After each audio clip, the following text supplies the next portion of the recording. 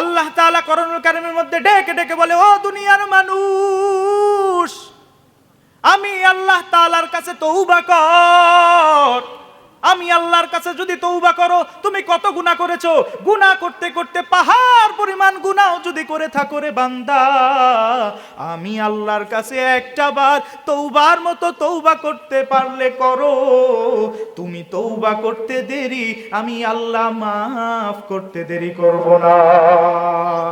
अल्लाह अल्लाह तू मेरा माबूद है, अल्लाह अल्लाह तू मेरा माशूक है।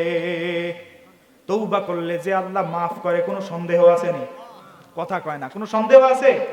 তওবা করলে যে আল্লাহ মাফ করে কোনো সন্দেহ আছে? কথা বলেন না কেন, সন্দেহ আছে? আল্লাহ তাআলার কথার 1 সেকেন্ড ন্যানো পার্সেন্ট কোনো মিথ্যা হওয়ার অবকাশ আছে? কথা বলেন না কেন, আছে? এখন ইদানিং কালে কিছু বাউল নামের ফাউল আমার আল্লাহর কথার ভুল ধরার চেষ্টা করে, তাদেরকে হুঁশিয়ারি দিয়ে বলতে চাই, এই জমিন আল্লাহর, এই দেশ আল্লাহর, আসমান আল্লাহর, খোদার জমিনে খোদার দেশে বাস করতে হলে আল্লাহকে যদি অপমান করে এই জমিনে তাদের ঠাঁই হবে না। ঠিক কিনা আওয়াজ দিয়ে বলে। আল্লাহ তাআলা তার কাছে ক্ষমা চাইলে ক্ষমা পায় নাই এমন কোন মানুষ আসেনি, তবে ক্ষমা চাওয়ার সঙ্গে সঙ্গে মাফ করে দিয়েছেন এমন কোন নিদর্শনের অভাব নাই। মুসা আলাইহিস সালাতু ওয়াস সালামের জামানায় মুসা আলাইহিস সালাম সবাই জানেন একটু তেরা টাইপের মানুষ ছিলেন, ঠিক নেই? জানেন না আপনারা? মানুষ কিছু থাকে একটু বেকা টাইপের, যেটা বলবে সেটা করতেই চায়, ঠিক কি না? মুসা আলাইহিস সালাম আল্লাহকে বলে, আল্লাহ দুনিয়ার বুকে সব চাইতে গুনাহগার বান্দারে আমি একটু দেখতে চাই। আল্লাহ বলে, মুসা এটা আমার আর আমার বান্দার পার্সোনাল বিষয়, তুমি এখানে আইসো না। মুসা আলাইহিস সালাম নাসর বান্দা বলে, আল্লাহ আমার দেখতে বড় মনে চায়, আপনি একটু ব্যবস্থা করে দেন, আমি একটু দেখব। আল্লাহ তাআলা মুসা আলাইহিস সালামকে বললেন, অমুক জায়গায় অমুক জায়গায় অমুক জঙ্গলের কাছে যেয়ে দাঁড়াও। সকালবেলা একটা বাচ্চা কোলে নিয়া যেই বান্দা জঙ্গলের ভিতরে যাবে, ওই বান্দাই হলো মনে করবা পৃথিবীর বুকে সব চাইতে বড় গুনাহগার। মুসা আলাইহিস সালাতু ওয়াস সালাম সব সময় মতো স্থান মতো দাঁড়ায় গেলেন, দেখলেন একজন মানুষ বাচ্চা কোলে নিয়া জঙ্গলের ভিতরে ঢুকে গেলেন। চেহারাটা ভালো করে দেখলেন আর আল্লাহর কাছে দোয়া করলেন, আল্লাহ এই মানুষটারে আপনি মাফ করে দেন, জীবনে সব চাইতে বড় গুনাহগার, দুনিয়ার বুকে সব চাইতে বড় গুনাহগারের চেহারা আমি দেখে ফেললাম। আল্লাহর কুদরতি কদমে সেজদা লুটায় ডাক দিয়া বলে, ও মায়ার আল্লাহ, আমার একটা কথা তো আপনি শুনেছেন, আর একটা রিকোয়েস্ট আমার আপনার কাছে, সব চাইতে গুনাহগাররে দেখলাম, এইবার একটু দিলের ভিতরে মনে চায় সব চাইতে নেককার বান্দারে একটু দেখতে চাই। আল্লাহু আকবার বলেন, চিল্লায় আওয়াজ দিয়ে বলেন আল্লাহু আকবার। মুসা আলাইহিস সালামকে আল্লাহ বলে, ও মুসা যদি দেখতে চাও অমুক জায়গায় যেইখানে গিয়েছিলে ওইখানে দাঁড়াবা, তবে আজকে সকালে নয়, আজকে সন্ধ্যার দিকে যাবা। একজন বান্দা বাচ্চা কোলে নিয়ে যখন জঙ্গল থেকে বের হবে, তার কোলের ভিতরে দেখবা, তার মুখের দিকে দেখবা, সেই বান্দাই হলো দুনিয়ার বুকে সব চাইতে নেককার। সুবহানাল্লাহ। মুসা আলাইহিস সালাতু ওয়াস সালাম সময় মতো চলে গেলেন, দাঁড়ায় আছে, সন্ধ্যা হয়ে যায়, কাউকে দেখা যায় না। হঠাৎ করে অন্ধকার যখন ছেয়ে গেল, মুসা আলাইহিস সালাম লক্ষ্য করলেন বাচ্চা কোলে নিয়ে একটা যুবক জঙ্গল থেকে বের হয়ে আসতেছে। মুসা আলাইহিস সালাম অন্ধকারের কারণে দেখতে পায় না, কাছে আসার পরে তাকায় দেখে এটা অন্য কোন যুবক না, সব চাইতে গুনাহগারের যেই চেহারা দেখেছিলাম আজকে সব চাইতে নেককারের চেহারা একই দেখা যায়। আল্লাহু আকবার বলেন।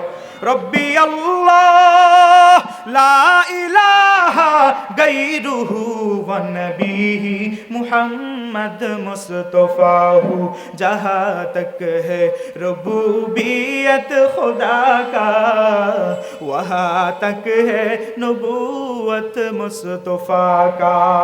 मूसा আলাইহিস সালাতু ওয়াস সালাম সিজদায় পড়ে গেলেন, মালিককে ডাক দিয়া বলেন, ও দয়ার মালিক, আপনি আমার সবচাইতে গুনাহগার দেখতে চাইলাম, আপনি যেই বান্দারে আমারে দেখাইলেন আমি আবার সবচাইতে নেককার দেখতে চাইলাম, আপনি একই বান্দারে দেখাইলেন। আল্লাহ কারিশমা বুঝলাম না। আল্লাহ ডাক দিয়া বলে, রে মুসা, তুমি যখন আমারে বলছো, গুনাহগার রে যখন তুমি দেখছো, ওই গুনাহগার জঙ্গলের ভিতরে ঢুকার সঙ্গে সঙ্গে ওই বান্দার কোলে যেই বাচ্চা ছিল, ওই বাচ্চা ডাক দিয়া বলে, ও বাবা, এই দুনিয়ার বুকে সব চাইতে বড় জিনিস কি? ওই বান্দা ডাক দিয়া বলে, জমিন। বলে, তার চাইতে বড় কি? বলে, তার চাইতে বড় আসমান। বলে, তার চাইতে বড় কি? বলে, তার চাইতে বড় আমার আল্লাহর আরশ। এইবার ডাক দিয়া বলে, ও আব্বা জান, তার থেকে বড় কিছু কি আছে নাকি? বাপ জান এবার দয়া করে চোখের পানি ছেড়ে দিয়া বলে, আমার গুনাহ এত বেশি গুনাহ আমি জীবনে করেছি, তার থেকে বড় আমি গুনাহগারের গুনাহ। এবার বাচ্চা ডাক দিয়া বলে, ও আব্বা জান, আপনার গুনার থেকে বড় কিছু কি আর আছে নাকি? এবার লোকটা দুইটা চোখের পানি ছেড়ে দিয়া ডাক দিয়া বলে, ও সন্তান, আসমান জমিন চন্দ্র সূর্য আরশ কুরসি লৌহ কলম, এমনকি আমি গুনাহগারের গুনাহ থেকেও সব চাইতে বড় হলো আমার আল্লাহর রহমত। সুবহানাল্লাহ বলে। আল্লাহ তাআলা ডাক দিয়ে বলে, রে মুসা, আমার ওই বান্দা এই কথা বলার পর দুইটা হাত উপর দিকে তুলিয়া দুইটা চোখের পানি ছেড়ে দিয়া ডাক দিয়া বলে, ও দয়ার মালিক, জীবনে গুনাহ করে করে জীবনটা না পাক, গুনার কারণে আমার হাত না পাক। এবার বাবার কান্না দেখিয়া সন্তানও কান্না জড়িত কণ্ঠে হাত উঠায়া বলে, ও দয়ার আল্লাহ, আমার আব্বাকে আপনি মাফ করে দেন। আল্লাহ ডাক দিয়া বলে, রে মুসা, আমার বান্দা যখন পিতার সন্তান মিলিয়া চোখের পানি ছেড়ে আমি আল্লাহকে আল্লাহ বলিয়া ডাক দেয়, ও মুসা, আমি আল্লাহর কুদরতি কলিজায় জোশ মেরে গিয়েছে, আমি আল্লাহর সহ্য করতে পারি নাই। আমি আল্লাহ তার জীবনের সব গুনাহ মাফ করে দিয়েছি, শুধু মাফ করে দিয়ে ক্ষান্ত নয়, তার যত গুনাহ ছিল সব গুনারে আমি আল্লাহ নেকি দ্বারা পরিপূর্ণ করে দিয়েছি। আল্লাহু আকবার বলেন।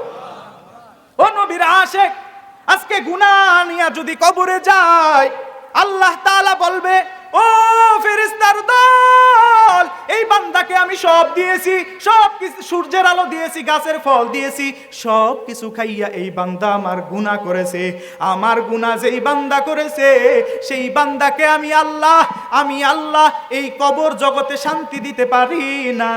জাহান্নামের ফেরেশতারা যা জাহান্নামের আগুন তাদের কবরে জ্বালায়া দিন। নাউজুবিল্লাহ বলে। এই জন্য আমার ভাইয়েরা, সময় খুবই সংক্ষিপ্ত, আমি 2-4টা কথা বললাম। আল্লাহ তাআলা আমাদের সকলকে যেন তওবা করে তারপরে মালিকের কবরে যাওয়ার তৌফিক দান করে। সকলে বলেন আমিন। একটু জোরে বলেন না আমিন।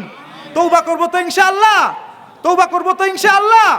আল্লাহ তাআলা আমাদের সকলকে, সংক্ষিপ্ত ভাঙাচোরা সময় নাই, কথা গুছায়া বলতে পারলাম না, তবে যতটুকু বলেছি আপনারা সকলেই বুঝে সর্বপ্রথম আল্লাহ তাআলা আমাকে আমল করার তৌফিক দান করো।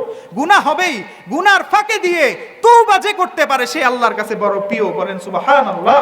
আল্লাহ তাআলা আমাদের সকলকে তওবাওয়ালা জিন্দেগি নসিব করে তারপরে মাওলার কবরে যাইয়া মাওলার সামনে দাঁড়ানো তৌফিক দান করেন। সকলে বলেন আমিন। আর একটু জোরে বলেন না আমিন। ওয়া মা আলাইনা ইল্লাল বালাগ।